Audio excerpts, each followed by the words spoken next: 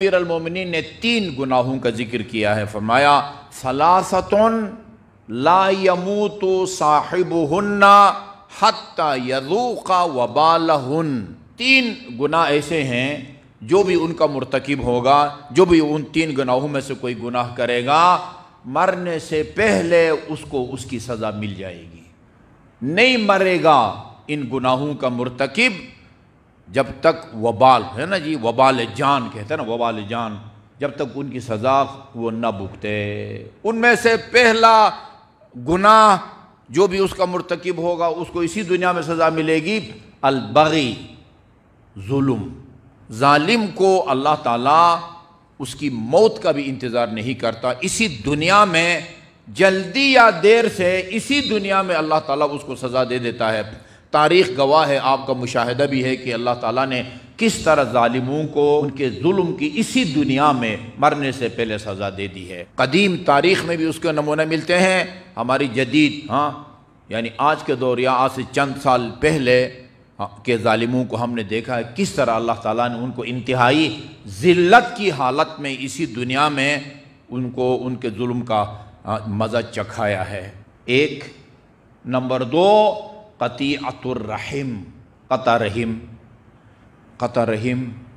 والدین، اولاد، بہن بھائی، خالہ پھوپھی، رحم۔ آپ کہہ سکتے ہیں کہ جو بھی کسی مرحلے میں انسان کے مرنے کے بعد اس کی جائیداد کا وارث بن سکتا ہو وہ رحم ہے، البتہ کوئی قریب کا ہے کوئی دور کا ہے۔ اولی الارحام بعضهم اولی ببعض فی کتاب اللہ، سب سے پہلا نمبر والدین اور اولاد کا ہے، پھر بہن بھائیوں کا، بھانجا بھانجوں کا، اور ماموں وغیرہ، یہ سلسلہ ان کا چلتا ہے۔ 2 ظالم کو اللہ مرنے سے پہلے دنیا میں سزا دیتا ہے، قطیعۃ الرحم، قطع رحم کرنے والے کو بھی اللہ تعالیٰ اسی دنیا میں سزا دیتا ہے، اور الیمین الکاذبہ، جھوٹی قسم کھانے والے کو بھی اللہ تعالیٰ اسی دنیا میں سزا دے دیتا ہے۔ جھوٹی قسم، سچی قسم کھانا مکروہ ہے۔